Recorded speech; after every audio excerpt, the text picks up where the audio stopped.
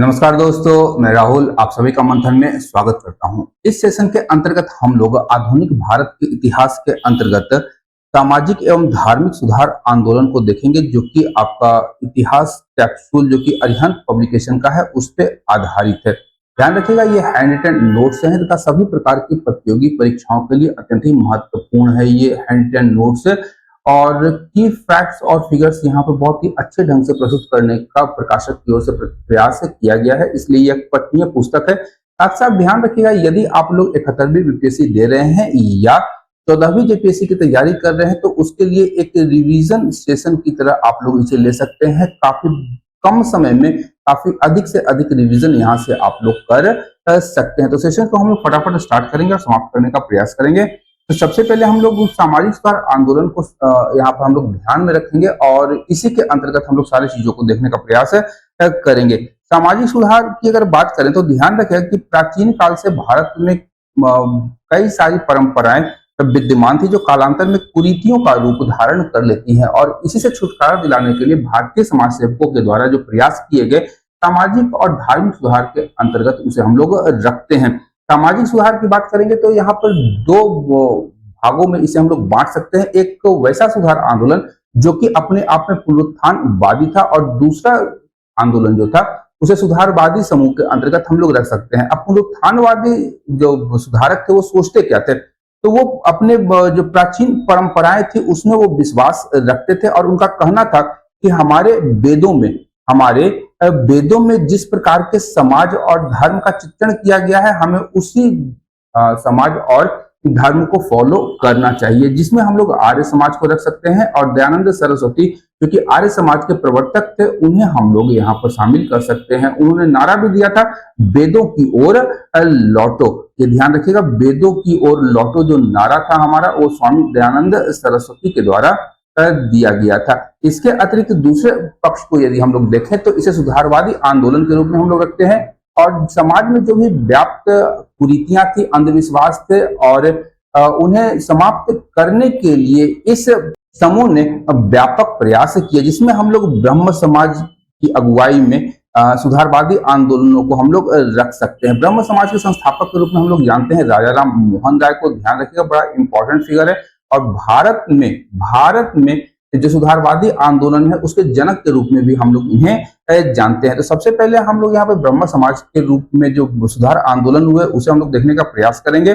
तो इसकी स्थापना हम लोग अगर देखें तो 1828 ईस्वी में राजा राम मोहन राय के द्वारा की गई थी। इसके अतिरिक्त अगर हम लोग बात करें तो इससे पूर्व भी राजा राम मोहन राय के द्वारा कई संस्थाओं और स्कूल कॉलेजों की स्थापना की गई थी, जिसमें अगर हम लोग देखें आत्मीय सभा की स्थापना राजा राम मोहन राय के द्वारा 1814 ईस्वी में की गई। वहीं हिंदू कॉलेज की स्थापना 1817 में और वेदांत कॉलेज की स्थापना 1825 ईस्वी में कलकत्ता में क्रमशः की गई थी। यहाँ पर ध्यान रखिएगा, राजा राम मोहन राय को युगदूत की उपाधि भी दी गई है, और युगदूत की जो उपाधि है वह सुभाष चंद्र बोस ने इन्हें दिया है। युगदूत अगर पूछे आपसे ही किसे कहा गया है तो युगदूत राजा राम मोहन राय को कहा गया है, और यह उपाधि सुभाष चंद्र बोस के द्वारा दी गई थी, जिन्हें हम लोग नेताजी के नाम से जानते हैं। यहाँ पर हम लोग राजा राम मोहन राय के जीवन के विषय में थोड़ा सा चर्चा कर लें, क्योंकि यहाँ से प्रश्न अक्सर पूछे जाते हैं। अगर जन्म की बात करेंगे तो 1772 ईस्वी में बंगाल में इनका जन्म हुआ था। इनका मूल नाम था राम मोहन, और ये मूल रूप से बंगाल में कार्य करते थे। प्रमुख पुस्तकों की बात करेंगे तो इन्होंने तोहफतुल उल मुवाहिदीन नामक एक प्रमुख पुस्तक लिखी थी। इसके अतिरिक्त प्रिसेप्ट्स ऑफ जीसस, संवाद कौमुदी पत्रिका थी, ये ध्यान रखिएगा हिंदी की पत्रिका थी ये, और मिरातुल अखबार फारसी की पत्रिका थी। तो इन पुस्तकों और पत्रों के द्वारा इन्होंने अपने विचारों का प्रचार प्रसार करने का प्रयास बंगाल में उस समय सुधारवादी आंदोलन के दौरान किया था। इनकी उपाधि की बात करेंगे तो इन्हें राजा की उपाधि प्रदान की गई थी अकबर द्वितीय के द्वारा, और अकबर द्वितीय के दूत के रूप में ही ये इंग्लैंड गए थे। इसके अतिरिक्त इन्हें भारतीय पुनर्जागरण के जनक और आधुनिक भारत के पिता के रूप में भी जाना जाता है। जब ये अकबर द्वितीय के दूत के रूप में ये गए थे तो 1833 ईस्वी में ही ब्रिस्टल इंग्लैंड में इनकी मृत्यु हो गई थी, और वहीं पर इनका अंतिम संस्कार किया गया था। इसके उपरांत जब ये ध्यान रखिएगा कि जब राजा राम मोहन राय की मृत्यु होती है तो ब्रह्म समाज का जो डीड था या प्रन्यास पत्र या ट्रस्ट डीड जो था उसमें लिखा गया था कि रामचंद्र विद्यावागीश जो है वह ब्रह्म समाज के अगुवाई करेंगे। रामचंद्र विद्यावागीश के अतिरिक्त इस ट्रस्ट डीड में देवेंद्र नाथ टैगोर का भी नाम लिखा हुआ था, जिन्होंने बाद में ब्रह्म समाज की अगुवाई की थी। इससे पूर्व अगर हम लोग देखें तो देवेंद्र नाथ टैगोर के द्वारा 1839 ईस्वी में तत्व बोधिनी सभा की स्थापना की थी और उन्होंने बंगाली भाषा में तत्व बोधिनी पत्रिका का भी प्रकाशन किया था। कालांतर में हम लोग देखते हैं कि देवेंद्र नाथ ठाकुर ने केशव चंद्र सेन को 1858 ईस्वी में ब्रह्म समाज का सर्वे सर्वा नियुक्त किया। इन्हें आचार्य के पद पे इन्हें आचार्य के पद में नियुक्त कर दिया और स्वयं हिमालय की ओर तपस्या करने के लिए चले जाते हैं। लेकिन ब्रह्म समाज के अंतर्गत केशव चंद्र सेन जो थे वो बहुत ही अधिक रेडिकल परिवर्तन करने का प्रयास करते हैं, जिसके कारण जब देवेंद्र नाथ ठाकुर लौट करके आते हैं तो इनसे विवाद होता है और केशव चंद्र सेन को आचार्य के पद से मुक्त कर दिया जाता है। इसके उपरांत जब आचार्य के पद से इन्हें हटाया जाता है तो ब्रह्म समाज में प्रथम विभाजन देखा जाता है, ये ध्यान रखिएगा। और इसी यह जो विभाजन था 1866 ईस्वी में हुआ था और केशव चंद्र सेन ने भारतीय ब्रह्म समाज की स्थापना की थी। और ध्यान रखिएगा, और दूसरा जो प्राचीन जो पुराना संगठन था जिसकी स्थापना राजा राम मोहन राय के द्वारा किया गया था उसे आदि ब्रह्म समाज का नाम दिया गया, जिसके अगुआ थे देवेंद्र नाथ टैगोर या देवेंद्र नाथ ठाकुर। तो ये दोनों नाम आप ध्यान में रखिएगा किस लिए यहाँ पे विभाजन हुआ। तो मूलतः केशव चंद्र सेन जो थे ब्रह्म समाज की सभाओं में हिंदू धर्म के इतर बाइबिल और कुरान का भी पाठ करवाने लगे थे, लेकिन देवेंद्र नाथ ठाकुर का कहना था कि जो ब्रह्म समाज है वो हिंदू धर्म के अंतर्गत है, इसीलिए हिंदू धर्म से संबंधित जो भी बुक्स हैं, जो भी हमारे वेद हैं या पुराण हैं, उनका पाठ होना चाहिए, न कि अन्य किसी धर्म का। तो इसको लेकर के दोनों के मध्य विवाद होता है और ब्रह्म समाज में पहली फूट पड़ जाती है। लेकिन यहाँ ध्यान रखिएगा कि केशव चंद्र सेन जो थे ये बहुत बड़े समाज सुधारक थे और इन्होंने भारत में कन्या विवाह को लेकर के काफी ज्यादा आंदोलन किया भी था और इन्होंने 1872 ईस्वी में पास किए गए नेटिव मैरिज एक्ट में महत्वपूर्ण भूमिका निभाई थी, जिसमें अगर हम लोग बात करें लड़कों और लड़कियों की आयु निर्धारित की गई थी। अब यहाँ ध्यान रखिएगा कि जो नेटिव मैरिज एक्ट था इसमें लड़कियों के लिए जो विवाह की आयु निर्धारित की गई थी वह थी 3 वर्ष। और यहाँ ध्यान रखिएगा कि केशव चंद्र सेन जो थे वो प्राचीन वैदिक कर्म कांड के प्रखर विरोधी के रूप में जाने जाते हैं। लेकिन जब इन्होंने अपनी 13 वर्षीय बेटी का विवाह कूच बिहार के शासक के पुत्र के साथ में कर दिया, तब यहाँ पर इनके भारतीय ब्रह्म समाज में एक और फूट पड़ जाती है 1878 ईस्वी में। और इनके कुछ सहयोगी जिसमें आनंद मोहन बोस प्रमुख थे, उन्होंने साधारण ब्रह्म समाज की स्थापना तय कर डाली। तो यहाँ पर ध्यान रखिएगा ब्रह्म समाज में कुल 2 फूट पड़े थे। पहला फूट भी केशव चंद्र सेन के कारण था और दूसरा जो कारण था वह भी केशव चंद्र सेन के ही एक कारण था, क्योंकि इन्होंने अपनी 13 वर्षीय बच्ची का विवाह कूच बिहार के शासक के पुत्र के साथ में कर दिया था। अब केशव चंद्र सेन की बात करेंगे तो इनका जन्म 1838 ईस्वी में कलकत्ता में हुआ था। इनके ही प्रयासों से हम लोग देखते हैं कि ब्रह्म समाज का विस्तार न केवल बंगाल में अपितु भारत के विभिन्न क्षेत्रों में अलग अलग समाज सुधार आंदोलनों के रूप में हम लोग देखते हैं। इन्होंने भारत में सामाजिक और शैक्षणिक विकास के लिए अमूल्य योगदान भी दिया था।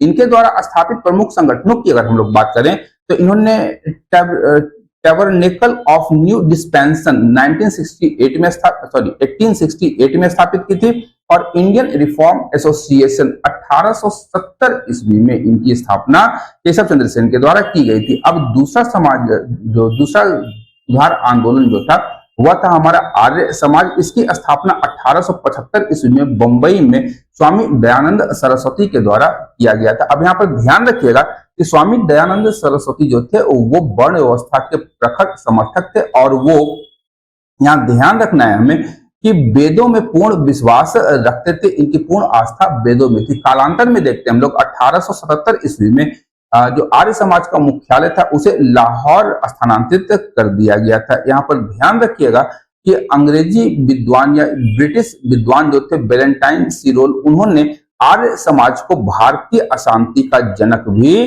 कहा है। इसके अतिरिक्त राष्ट्रभाषा हिंदी को मान्यता सबसे पहली बार स्वामी दयानंद सरस्वती या आर्य समाज के द्वारा प्रदान की गई थी और इन्होंने शुद्धि आंदोलन का भी सूत्रपात किया था। ये ध्यान रखिए, शुद्धि आंदोलन वह आंदोलन था जिसके अंतर्गत यदि कोई हिंदू धर्मावलंबी मुस्लिम या ईसाई धर्म में अपना धर्म परिवर्तन करवा लेता था तो उसे फिर से हिंदू धर्म में लाने के लिए शुद्धि आंदोलन चलाया गया था। अब यहाँ पर हम लोग स्वामी दयानंद सरस्वती के जीवन वृत्त को देखेंगे। इनका जन्म 1824 ईस्वी में गुजरात में हुआ था। यहाँ ध्यान रखिएगा, गांव था टंकारा जो कि वर्तमान काठियावाड़ क्षेत्र में है और यह वर्तमान मोरबी जिला के अंतर्गत आता है। इनके बचपन का नाम मूल शंकर था। इनके द्वारा लिखी गई प्रमुख पुस्तक है जिसमें स्वामी जी के विचारों को हम लोग जान सकते हैं, वह है सत्यार्थ प्रकाश। 1874 ईस्वी में प्रकाशित हुई थी और आज भी यह पुस्तक पठनीय है, आप लोग पढ़ सकते हैं। इसके अतिरिक्त वेद भाष्य और वेद भाष्य भूमिका की रचना स्वामी दयानंद सरस्वती के द्वारा की गई थी। नारे के रूप में अगर हम लोग देखें तो इन्होंने नारा दिया था, वेदों की ओर लौटो और भारत भारतीयों के लिए। ये ध्यान रखिएगा, भारत भारतीयों के लिए नारा देने वाले स्वामी दयानंद सरस्वती थे और इन्होंने इस नारे को देने के क्रम में स्वराज शब्द का पहली बार उपयोग भी किया था। ये ध्यान रखिएगा, बड़ा इंपॉर्टेंट है। स्वराज शब्द का पहली बार जो उपयोग था वह स्वामी दयानंद सरस्वती के द्वारा किया गया था और इन्होंने 1882 ईस्वी में गौरक्षा समिति गठित की थी ताकि गाय की सुरक्षा की जाए। 30 अक्टूबर 1883 ईस्वी को अजमेर में इनकी मृत्यु हो जाती है। ध्यान रखिए, अजमेर में इनकी मृत्यु होती है। और इसके उपरांत अगर हम लोग देखें तो भारत में आर्य समाज ने शिक्षा के क्षेत्र में अतुलनीय काम किया है और आज भी यदि हम लोग देखें डीएवी स्कूल को तो वो स्वामी दयानंद सरस्वती के नाम पे ही है, डीएवी आपका दयानंद एंग्लो वैदिक स्कूल। अब यहाँ पर ध्यान रखिएगा कि शिक्षा के प्रश्न पर आर्य समाज में विभाजन होता है और इसमें एक प्रमुख गुट था जो कि पश्चिमी शिक्षा का समर्थक था और उनके द्वारा ही डीएवी कॉलेज की स्थापना की गई थी जिसमें हम लोग लाला हंसराज और लाला लाजपत राय का नाम रख सकते हैं, क्योंकि इनका मानना था कि अगर हमें शिक्षा देनी है तो पश्चिमी आधुनिक शिक्षा के आधार पर ही भारतीयों को शिक्षित किया जाना चाहिए। लेकिन एक गुट ऐसा था जो प्राचीन या वैदिक शिक्षा के आधार पर ही भारतीयों को शिक्षित करना चाहता था, जिसके प्रवर्तक के रूप में हम लोग जानते हैं स्वामी श्रद्धानंद को। ध्यान रखिएगा, स्वामी श्रद्धानंद जो थे वो प्राचीन शिक्षा के समर्थक थे और इनके ही कर कमलों से 1902 ईस्वी में हरिद्वार में गुरुकुल कांगड़ी विश्वविद्यालय की स्थापना की जाती है। इससे पूर्व अगर हम लोग देखें तो 1886 ईस्वी में लाहौर में डीएवी दयानंद एंग्लो वैदिक कॉलेज की स्थापना या डीएवी कॉलेज की स्थापना लाला लाजपत राय, लाला हंसराज आदि के सहयोग से की जाती है। नेक्स्ट अगर हम लोग देखें प्रार्थना समाज तो इसकी स्थापना 1867 ईस्वी में बंबई में की गई थी और संस्थापक के रूप में अगर हम लोग देखें तो आत्माराम पांडुरंग थे। आत्माराम पांडुरंग जो थे वो केशव चंद्र सेन की प्रेरणा लेकर के इस प्रार्थना समाज की स्थापना करते हैं और महादेव गोविंद रानाडे जो कि इस प्रार्थना समाज के संगठन और इसके विस्तार में महत्वपूर्ण भूमिका निभाई थी, आत्माराम पांडुरंग के साथ में जाकर के जुड़ जाते हैं। इसीलिए हम लोग देखते हैं कि प्रार्थना समाज के प्रमुख वास्तुकार के रूप में हम लोग महादेव गोविंद रानाडे को जानते हैं, जिन्हें भारत के सुकरात या भारत का सुकरात भी इन्हें कहा जाता है। ध्यान रखिए, बड़ा इंपॉर्टेंट प्रश्न हो जाएगा। इसके अतिरिक्त एक चीज और मैं यहाँ पे बताता चलूं, स्वामी दयानंद सरस्वती के विषय में शायद मैंने कहीं लिखा होगा, हाँ यहाँ पे मैंने लिखा था, मैं भूल गया था। इन्हें भारत का मार्टिन लूथर किंग कहा जाता है। ध्यान रखिएगा, स्वामी दयानंद सरस्वती को भारत का मार्टिन लूथर किंग भी कहा जाता है। बड़ा इंपॉर्टेंट प्रश्न ये बन जाता है कि भारत का मार्टिन लूथर किंग किसे कहा जाता है, तो स्वामी दयानंद सरस्वती को कहा जाता है।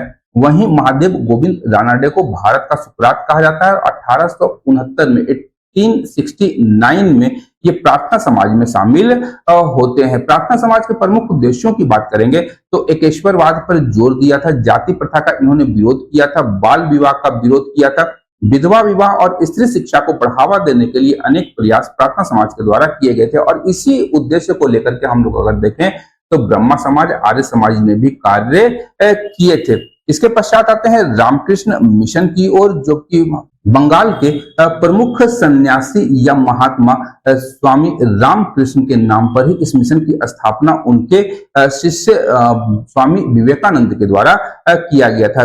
इस मिशन की स्थापना 1897 ईस्वी में की गई थी स्वामी विवेकानंद के द्वारा और इन्होंने अपने गुरु रामकृष्ण परमहंस के नाम से इस मिशन को प्रारंभ किया था। रामकृष्ण परमहंस के विषय में अगर हम लोग बात करें तो ये दक्षिणेश्वर काली मंदिर के पुजारी थे और बहुत ही सिद्ध पुरुष थे। कहा जाता है इनके विषय में कि ये काली के साथ भोजन करते थे और अपनी पत्नी शारदा मणि के साथ में मां की भांति व्यवहार करते थे। तो रामकृष्ण परमहंस की शिक्षाओं के प्रचार प्रसार के लिए रामकृष्ण मिशन की स्थापना स्वामी विवेकानंद ने करी। और स्वामी विवेकानंद की जब हम लोग बात करेंगे तो ध्यान रखिएगा, भारत के एक प्रखर राष्ट्रवादी के साथ साथ एक प्रखर धार्मिक नेता के रूप में हम लोग इन्हें जानते हैं, जिनका जन्म 12 जनवरी 1863 को कोलकाता में हुआ था। उस समय का कलकत्ता, आज का कोलकाता। इनका वास्तविक नाम जो था वह नरेंद्र नाथ दत्त था। और यहाँ पर ध्यान रखिएगा कि 12 जनवरी जो इनका जन्म दिवस है, इसी के उपलक्ष्य में हम लोग वर्तमान में राष्ट्रीय युवा दिवस मनाते हैं। बड़ा इंपॉर्टेंट है, राष्ट्रीय युवा दिवस स्वामी विवेकानंद का जन्म दिवस भी है। इनके द्वारा 4 पुस्तकें जो प्रमुख रूप से पठनीय है और सभी अभ्यर्थियों को जो कि एग्जामिनेशन की तैयारी करते हैं या जो भी स्कूल के छात्र छात्राएं हैं उन्हें पढ़नी चाहिए। राजयोग, कर्मयोग, ज्ञान योग और भक्ति योग, ये 4 योग पर लिखी गई इनकी पुस्तकें हैं और ये अवश्य ही पढ़नी चाहिए। निधन की बात करेंगे तो 4 जुलाई 1902 ईस्वी को बेलूर मठ में इनका निधन हो गया था। अब बात करेंगे स्वामी विवेकानंद के प्रमुख कार्यों की, तो इनके प्रमुख कार्यों में इन्होंने भारत की जो हिंदू धर्म है उसकी अखंड पताका को फहराने का प्रयास किया वैश्विक स्तर पर। इसके लिए ये विश्व धर्म सम्मेलन में भाग लेने के लिए 1893 ईस्वी में शिकागो जाते हैं। ये ध्यान रखिएगा, बड़ा इंपॉर्टेंट है। शिकागो में हुए विश्व धर्म सम्मेलन में ये हिंदू धर्म के प्रतिनिधि के तौर पर शामिल होते हैं और वहां पर विदेशियों को अपना संबोधन देते हैं। और यहाँ पर ध्यान रखिएगा कि स्वामी जी को जो स्वामी की उपाधि भी मिली है या इनके पास में जो पगड़ी है और पैरों में जो चप्पल या हम लोग कह लें खड़ाऊं है, ये खड़ाऊं महाराज खत्री के द्वारा दिया गया था। महाराजा खत्री के द्वारा दिया गया था। अजीत सिंह इनका नाम था। सॉरी, खत्री नहीं, खत्री नहीं होगा, खेतड़ी होगा। सॉरी, खत्री नहीं, खेतड़ी होगा। महाराजा खेतड़ी के द्वारा जिनका नाम था अजीत सिंह, उनके द्वारा यह प्रदान किया गया था। वेदांत सोसाइटी का गठन विवेकानंद के द्वारा 1896 में, ध्यान रखें कहीं कहीं 1896 मिलेगा, कहीं कहीं पे अगर आप लोग सर्च करेंगे तो नवंबर 1894 ईस्वी में किया गया था न्यूयॉर्क, अमेरिका में। इसके अतिरिक्त हम लोग दक्षिण भारत में देखते हैं स्वामी विवेकानंद रॉक मेमोरियल, जहां पर प्रधानमंत्री मोदी भी अपना काफी समय गुजारते हैं। और कन्याकुमारी तमिलनाडु में स्वामी विवेकानंद रॉक मेमोरियल की स्थापना की गई है। इसके उपरांत आते हैं सत्य शोधक समाज। इसकी स्थापना 1873 ईस्वी में महाराष्ट्र में की गई थी। संस्थापक थे ज्योतिराव गोविंदराव फूले। इसका उद्देश्य था दलित जाति के लिए समाज अधिकार की प्राप्ति, समाज नहीं समान अधिकार की प्राप्ति हो जाएगा, यहाँ पे ये ध्यान रखिएगा। इनकी प्रमुख पुस्तक थी गुलामगिरी जो 1872 में प्रकाशित हुई थी और एक अन्य पुस्तक है सार्वजनिक सत्य धर्म। सार्वजनिक सत्य धर्म सत्य शोधक समाज के प्रवर्तक ज्योतिराव गोविंदराव फूले की है। यहाँ ध्यान रखिएगा कि बहुत से लोग इनको ज्योतिबा फूले, हम लोग इन्हें ज्योतिबा फूले के नाम से भी जानते हैं और बहुत सारे लोग कंफ्यूजन करते हैं कि ये पुरुष हैं या महिला है। बहुत दिनों तक जब मैं स्टार्टिंग में पीरियड में था तैयारियों के, तो वहां पर मैं ज्योतिबा फूले को महिला समझता था। आप लोग कदापि गलती ना करें। इनकी पत्नी जो थी वो थी सावित्रीबाई फूले, जिन्हें हम लोग भारत की पहली महिला अध्यापिका के तौर पर जानते हैं और इन्होंने महिला शिक्षा और विशेष रूप से बात करेंगे तो दलित महिलाओं की शिक्षा के लिए काफी कार्य किया था। 1848 में निम्न जाति के लड़कों के लिए भी स्कूल निर्माण का कार्य सावित्रीबाई फूले के द्वारा किया गया था। इसके अतिरिक्त हम लोग कुछ समाजों को देखेंगे जो दक्षिण भारत का था। पहला है हमारा वेद समाज, जिसकी स्थापना मद्रास में 1864 ईस्वी में की गई थी। इसे दक्षिण भारत के ब्रह्म समाज की भी संज्ञा दी जाती है। ध्यान रखिएगा, जब केशव चंद्र सेन ब्रह्म समाज का प्रचार प्रसार कर रहे थे तो उनकी मिशनरी गतिविधियों के परिणाम स्वरूप हम लोग भारत के विभिन्न भागों में विभिन्न समाज सुधार आंदोलन के संगठनों की स्थापना हम लोग देखते हैं। और यहाँ पर वेद समाज के संस्थापक थे वो थे के श्रीधरालु नायडू। इसी प्रकार सेवा सदन का नाम ध्यान रखिएगा, ये आपका महाराष्ट्र का संगठन है जो कि समाज सुधार के क्षेत्र में महाराष्ट्र में कार्य कर रहा था। इसकी स्थापना 1885 ईस्वी में बीएम मालावारी के द्वारा की गई थी। ध्यान रखिएगा, बीएम मालावारी ने इस संगठन की स्थापना की थी। इसके अतिरिक्त अगर हम लोग बात करें अन्य सामाजिक सुधार संगठनों की, तो इसमें थियोसॉफिकल सोसाइटी एक महत्वपूर्ण संस्था है जिसकी स्थापना 1875 ईस्वी में न्यूयॉर्क में की गई थी। और यह ध्यान रखिएगा मैडम ब्लावेटस्की और कर्नल अल्कॉट के द्वारा इसकी स्थापना की गई थी, ये ध्यान रखिएगा। इसका मुख्यालय कालांतर में अडयार में स्थापित किया जाता है। अडयार आपका मद्रास भारत में है और कालांतर में एनी बेसेंट थियोसॉफिकल सोसाइटी से जाकर के जुड़ जाती है और ये भारत में संगठन की प्रमुख नेता के रूप में उभर करके आती हैं। एनी बेसेंट की बात करेंगे तो इन्होंने भारत में सेंट्रल हिंदू कॉलेज की स्थापना 1898 और भारत में होम रूल आंदोलन की स्थापना, जो कि आयरलैंड के होम रूल आंदोलन की तर्ज पर था, 1916 ईस्वी में की थी। अब यहाँ हम लोग एनी बेसेंट की अगर हम लोग थोड़ी बहुत अगर चर्चा कर लें तो ध्यान रखिएगा कि ये आयरलैंड की मूल निवासी थी। कालांतर में अपने पति को तलाक देकर के वो भारत आती है और समाज सुधार से जाकर के जुड़ जाती है। इससे पूर्व ये कर्नल अलकॉट से मिली थी और उनसे ही प्रेरित होकर के वो भारत आती हैं।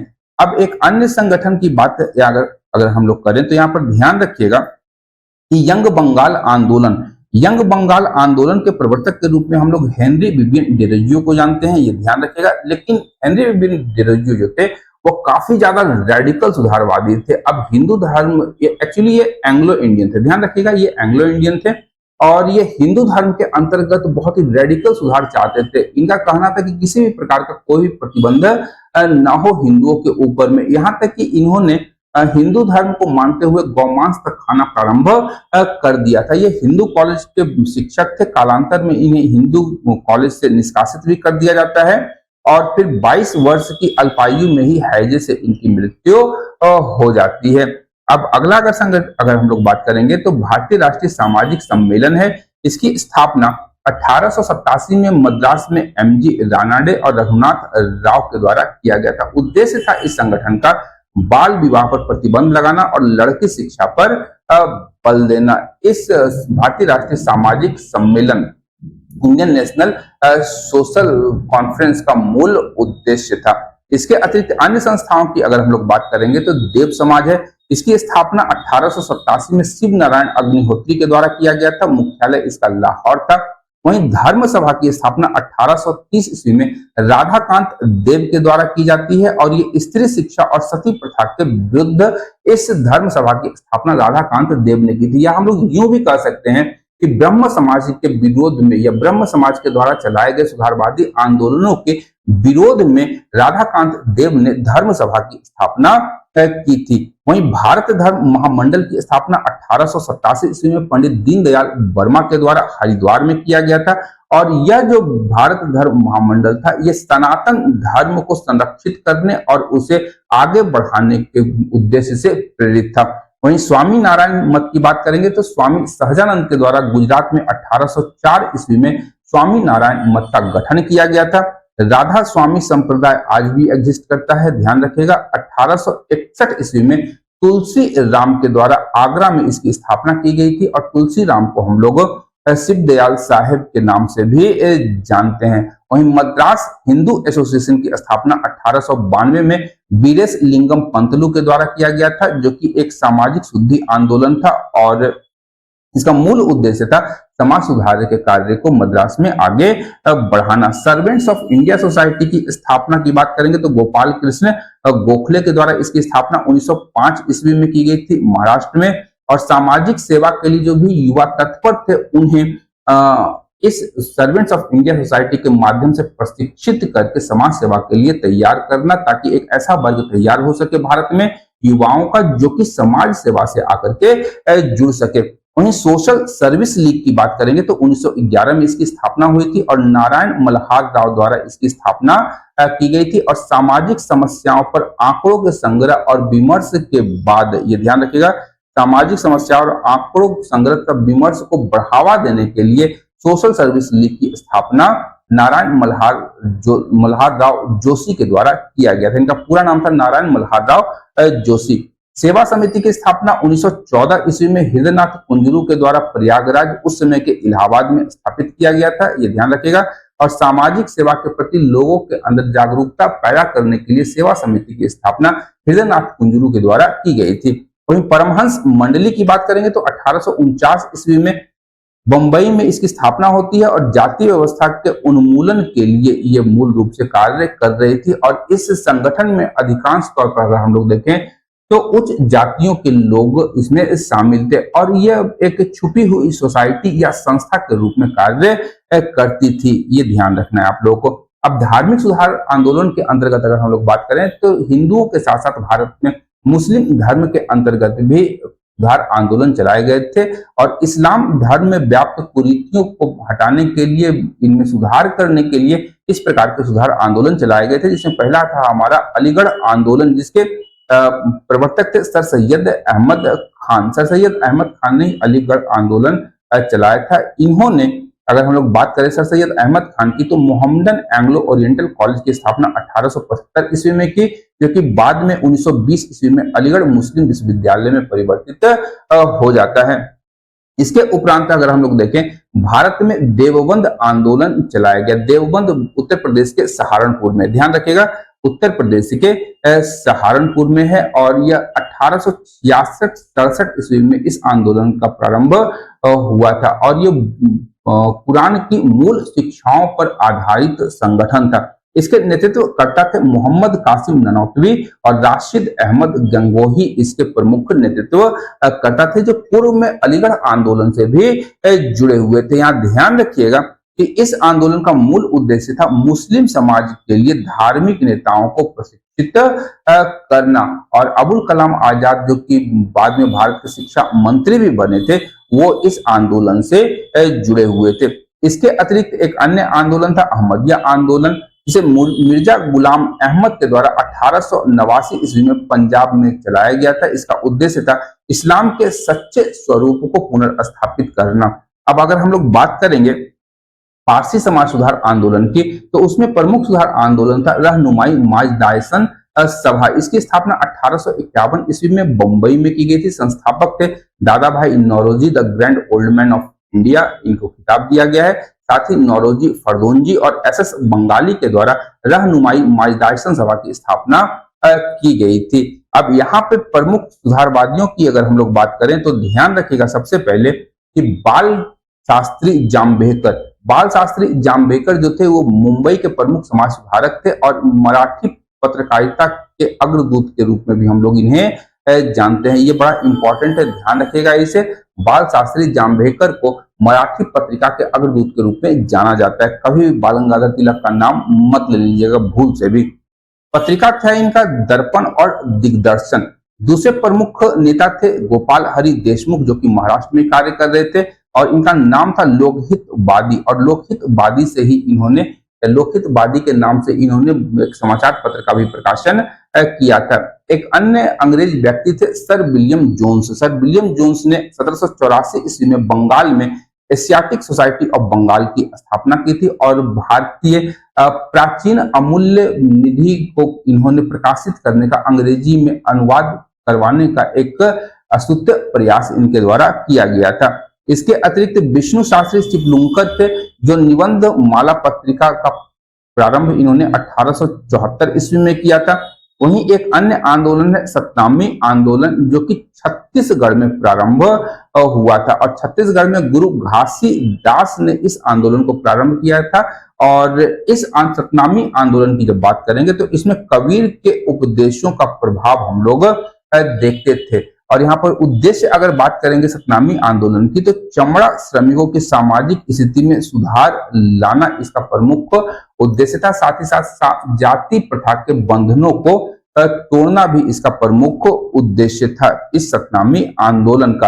अब बात करेंगे भारत में अस्पृश्यता के विरुद्ध चलाए गए प्रमुख आंदोलनों को। यहाँ ध्यान रखिएगा, पहला था हमारा अराबीपुरम आंदोलन 1888 ईस्वी में दक्षिण भारत में चला था। नारायण गुरु इसके प्रणेता थे, श्री नारायण गुरु इसके प्रणेता थे। इन्हें हम लोग नानू असन के नाम से भी जानते हैं, ये ध्यान रखिएगा। नानू असन या नारायण गुरु एक ही व्यक्ति थे और शिवलिंग की स्थापना कर इन्होंने जाति प्रथा का विरोध किया था। यहाँ ध्यान रखिएगा, शिवलिंग की स्थापना करके ही नारायण गुरु ने जाति प्रथा का विरोध किया था। साथ ही साथ मंदिर प्रवेश आंदोलन दक्षिण भारत में चलाया गया था 1902 ईस्वी में नानू असन के द्वारा, ए कुमारन और टीके माधवन के द्वारा। अगर हम लोग प्रथम मंदिर प्रवेश आंदोलन की बात करेंगे तो ध्यान रखिएगा वह वायकॉम सत्याग्रह था, जिसे आगे हम लोग देखेंगे। प्रजा मित्र मंडली 1902 ईस्वी में स्थापित की गई थी सीआर रेड्डी के द्वारा। वहीं श्री नारायण धर्म परिपालन योगक्षेम आंदोलन या योगक्षेम सभा की स्थापना 1902-3 ईस्वी में श्री नारायण गुरु के द्वारा की गई थी। इसे एसएनडीपी के रूप में भी हम लोग जानते हैं। और इसमें अगर हम लोग बात करेंगे एसएनडीपी के गठन में नारायण गुरु को डॉक्टर पलपू ने अपना सहयोग दिया था। और यह जो संगठन था दक्षिण भारत के एझवा जाति के लोगों के मध्य कार्य करता था। उनकी जातिगत स्थिति को उठाने में इन्होंने प्रमुख भूमिका निभाई थी। हरिजन सेवक संघ की स्थापना 1932 ईस्वी में महात्मा गांधी के द्वारा की गई थी और महात्मा गांधी ने ही दलितों को सबसे पहली बार हरिजन कहा था। हरि मतलब विष्णु, विष्णु के लोग, यहाँ ध्यान रखिएगा, विष्णु के लोग हरिजन का अर्थ होता है। और महात्मा गांधी ने ही पहली बार भारत में दलितों को हरिजन कहा था। वहीं भीमराव अंबेडकर को हम लोग कैसे भूल सकते हैं, जिन्होंने बहिष्कृत हितकारिणी सभा की स्थापना 1924 ईस्वी में की थी। वहीं जस्टिस पार्टी आंदोलन की बात करेंगे तो 1916-17 ईस्वी में सीएन मुदलियार, टीएन नायर और पी त्यागराज चेट्टी ने मद्रास चेन्नई में जस्टिस पार्टी आंदोलन की स्थापना की थी। और आज के हम लोग अगर देखें अन्ना द्रमुक और डीएमके और एआईएडीएमके पार्टियों की बात करेंगे तमिलनाडु की, तो ध्यान रखिएगा इसी का वो आगे अंग बनता है जब भारत स्वतंत्र होता है, इसी में विभाजन होता है कालांतर में। आत्मसम्मान आंदोलन या सेल्फ रिस्पेक्ट मूवमेंट की बात करेंगे तो तमिलनाडु में इसे 1925 ईस्वी में ईवी रामास्वामी नायकर पेरियार के द्वारा प्रारंभ किया गया था। वहीं वायकोम सत्याग्रह 1925 ईस्वी में त्रावणकोर केरल में चलाया गया था, जो कि पहला मंदिर प्रवेश आंदोलन था। कुमार आसन ने वायकोम सत्याग्रह का नेतृत्व किया था। तो आज के इस सेशन के लिए इतना ही, मिलते हैं नेक्स्ट अगले सेशन में। तब तक के लिए धन्यवाद। देखते रहिए मंथन, क्योंकि मैं इस प्रकार के वीडियोस लाता रहता हूँ। Thank you.